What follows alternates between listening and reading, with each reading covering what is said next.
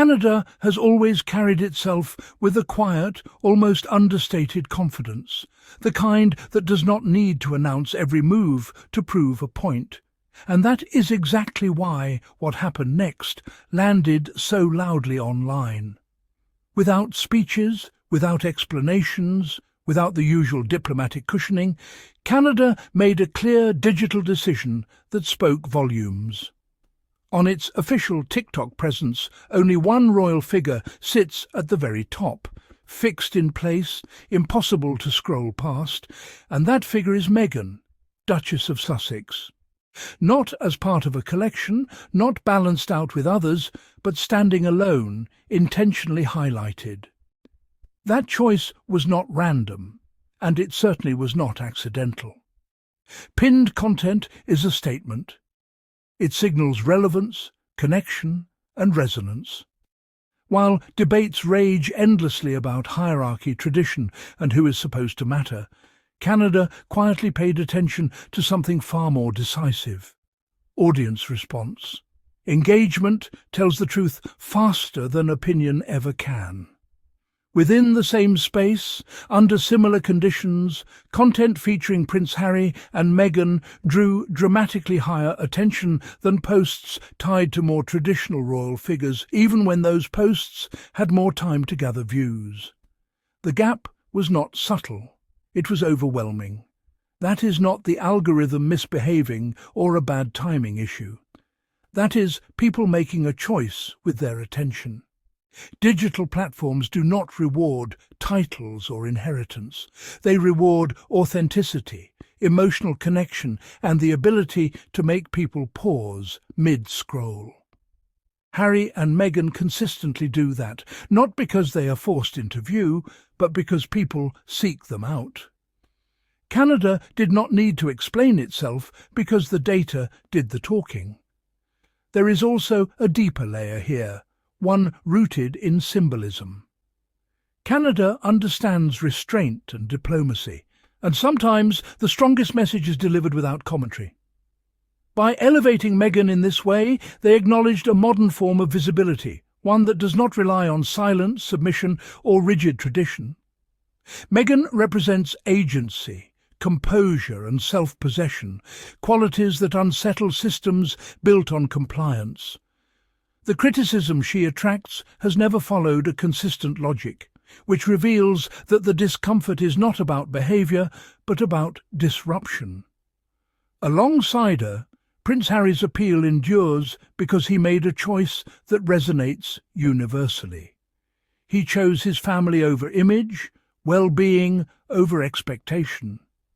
Together, they represent partnership rather than performance, sincerity rather than obligation. That is why their presence feels natural and their engagement organic. TikTok simply mirrors that reality. While outrage shouts, numbers accumulate quietly. Views stack up, likes tap in, shares travel outward. Canada allowed the public to decide what mattered instead of trying to direct perception, and the public responded with clarity. This moment is not about rivalry or disrespect. It is about cultural relevance in an era where interest cannot be commanded, only earned. When people ask why that post remains pinned, why the views keep climbing, and why Harry and Meghan continue to dominate attention, the answer is straightforward. People choose them. Canada recognized it. The platform reflected it. The audience confirmed it. And that truth stands firmly without needing permission or defense. The quiet confidence of Canadian diplomacy. Canada has always moved through the world with a particular kind of restraint, the sort of measured composure that does not feel the need to justify every decision with lengthy explanations or carefully balanced statements. That restraint, however, does not mean passivity. Sometimes the most powerful declaration arrives not through words, but through deliberate action, through what is chosen and what is elevated. On its official TikTok presence, Canada made precisely such a declaration. A single figure pinned to the top, fixed and unavoidable, commanding the digital space without apology. That figure is Meghan, Duchess of Sussex, standing alone and intentionally highlighted. There is no counterbalance, no diplomatic hedging, no traditional arrangement designed to appease competing interests. The choice to feature her in this way signals something far more honest than diplomatic language ever could. Pinned content represents a statement of priority, a deliberate signal that says, "This matters to us, this resonates, this is what we choose to emphasize." The content was not buried in an algorithm or surrounded by competing posts demanding equal attention. It was elevated, it was protected, it was made impossible to ignore. That kind of positioning does not happen by accident in the carefully managed space of official government social media. It happens because a decision was made, because someone recognized that engagement does not follow traditional hierarchies, and because Canada chose to acknowledge a contemporary reality rather than cling to outdated conventions. There is quiet confidence in that choice, the confidence of a nation secure enough to let data speak louder than tradition, to let public attention guide priorities, and to stand behind what matters without elaborating endlessly on why it should matter. Digital engagement speaks louder than titles. The numbers do not lie, and they certainly do not bow to protocol. When Harry and Meghan content appears on the same platforms, under the same algorithmic conditions as traditional royal posts, the engagement gap is not marginal. It is staggering. Posts featuring the Duke and Duchess consistently draw significantly higher interaction rates, accumulating views and shares at a pace that leaves more formally structured royal content trailing behind, regardless of how much time those posts have been granted to gain traction. This is not a fluke or a momentary spike driven by novelty. It is a pattern so pronounced that it demands acknowledgement. The algorithm does not care about lineage or coronations or centuries of established rank. It cares about one thing: authenticity. Digital platforms reward the content that makes people stop scrolling, that prompts them to engage, that feels genuine rather than obligatory. Harry and Meghan achieve this not through careful positioning or strategic timing, but because their content resonates with something audiences are actively seeking: real connection over performed duty. The distinction matters enormously. While traditional royal figures operate within a framework of formality and distance, a framework designed to maintain mystique and reverence, Harry and Meghan have built their digital presence on accessibility and transparency. People do not engage with their content because they are required to. They engage because they want to. That voluntary attention is far more valuable than any inherited authority could ever be. The gap between their metrics and those of more conventionally positioned royals is not just significant, it is undeniable proof that the cultural landscape has shifted. Audiences have spoken with their clicks, their shares, their sustained attention, and what they have chosen is clear: the digital currency of authenticity. Digital platforms have fundamentally rewired how connection operates, and they reward one thing above all others: authenticity. Where traditional media could manufacture relevance through repetition and institutional weight, social platforms prioritize emotional resonance and genuine presence, creating an entirely different hierarchy than the one built on titles and protocol. This shift is not incidental. It is the defining feature of how modern audiences consume content. People no longer passively absorb what is placed before them. They actively seek out what speaks to them, what feels real, what makes them feel something worth their time. Harry and Meghan content thrives precisely because audiences chase it rather than stumble upon it by accident. They do not compete on the basis of tradition or lineage. They compete on engagement metrics, and that competition reveals something crucial about where cultural power actually sits in this moment. Traditional royal figures, bound by centuries of protocol and the expectation of measured distance, cannot match the engagement that comes from accessibility and vulnerability. The numbers do not lie. A post featuring genuine connection, personal stakes, and unguarded moments will outperform an announcement made with careful diplomatic language every single time. This is not about disrespecting centuries of institution. It's about recognizing that digital platforms operate under entirely different laws. Titles open doors, but authenticity keeps people inside. Ceremony commands attention briefly, but sincerity commands sustained engagement. When algorithms choose what to amplify, they are not choosing based on what is most proper or most historically significant. They are choosing based on what stops the scroll, what makes someone pause, what sparks conversation. That is why the presence that cannot be faked, the kind that comes from actual conviction rather than rehearsed performance, rises to the top and stays there. The symbolism of breaking tradition.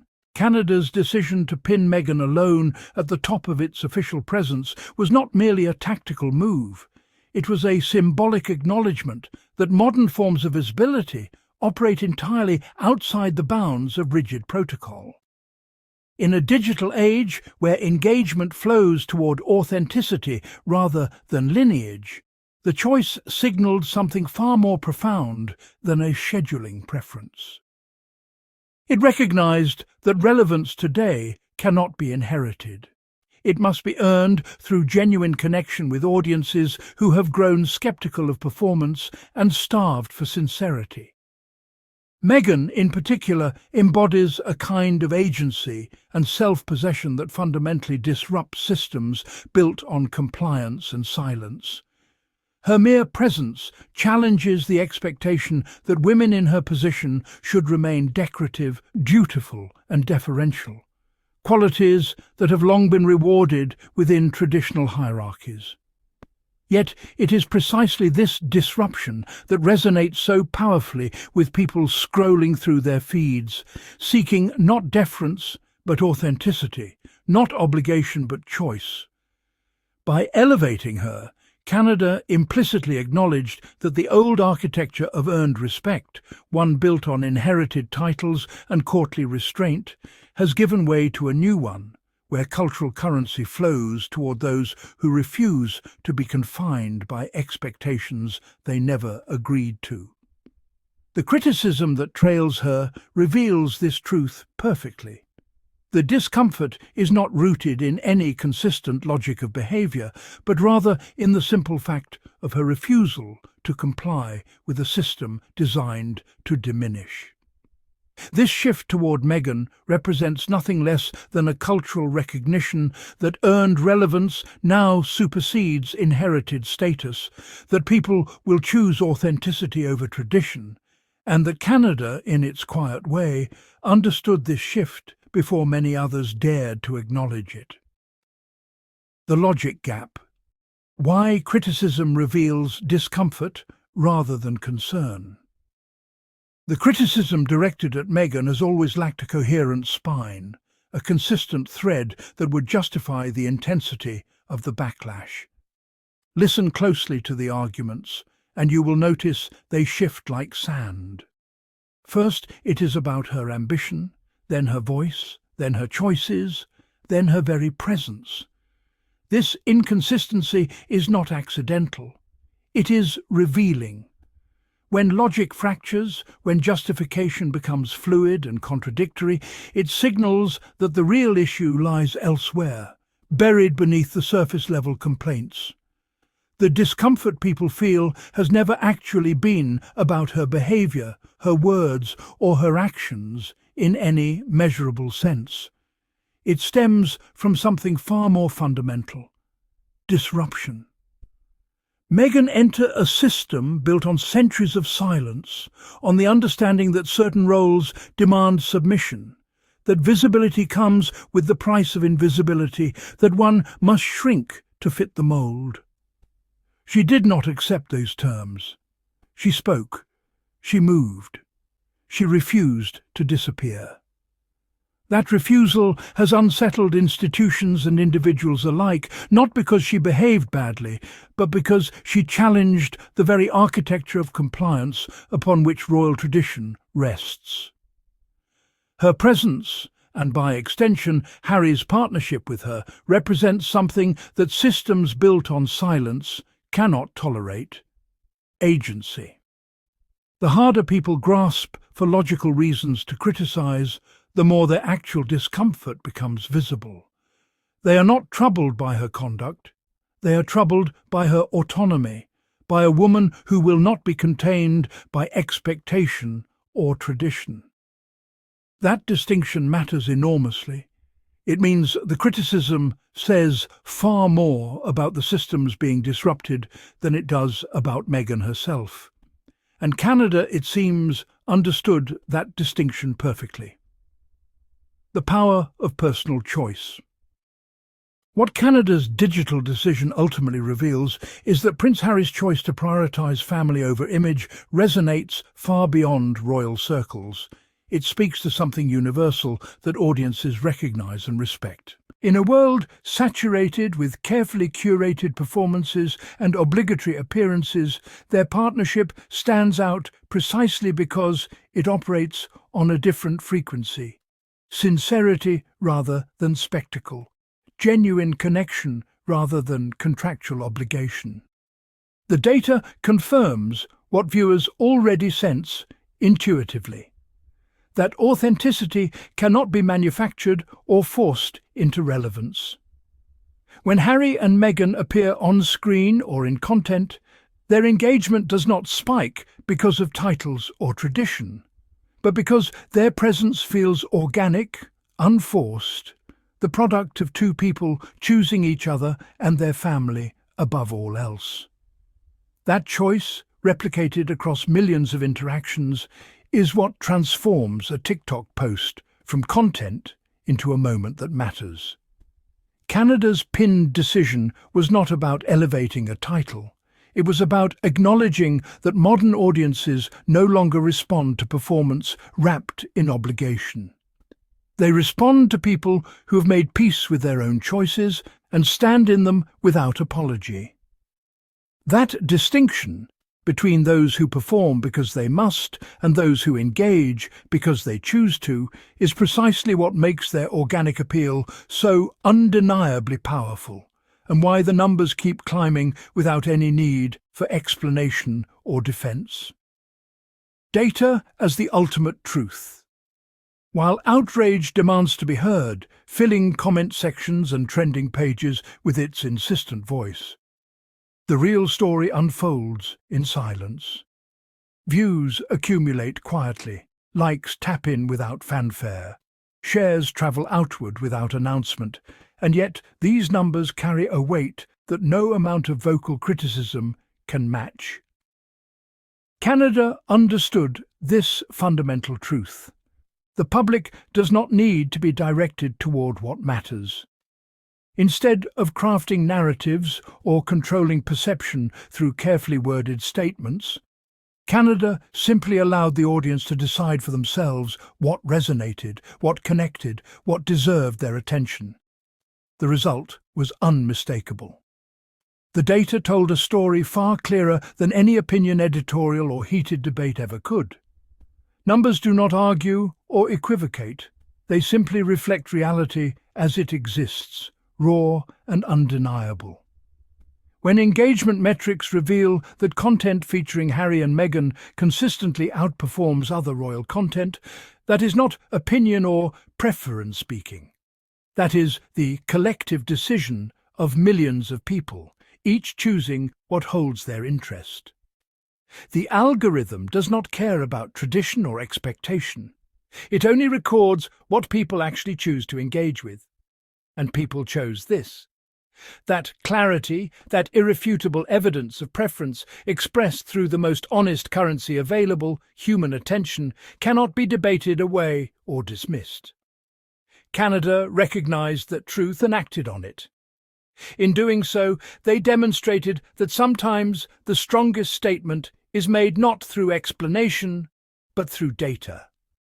Cultural relevance in the modern era interest cannot be commanded through decree or tradition. It can only be earned through genuine connection that resonates with what people actually care about.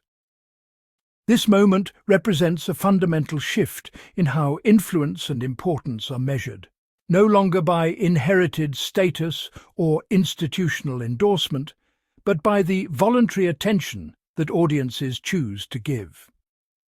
The data makes this clear. When people have options, when they scroll past countless choices, their engagement becomes a form of voting, a direct expression of what they find meaningful and worth their time. Canada's decision to pin that content was not a rebellion against protocol, but rather an acknowledgement of a new reality. The audience has spoken clearly through their engagement and attention, and that voice carries more weight than any official statement ever could. In the digital age, where every click is intentional and every view is a choice, relevance is no longer determined by who holds which title, but by who captures genuine human interest. That is the conversation happening now, and it is one that cannot be ignored or dismissed.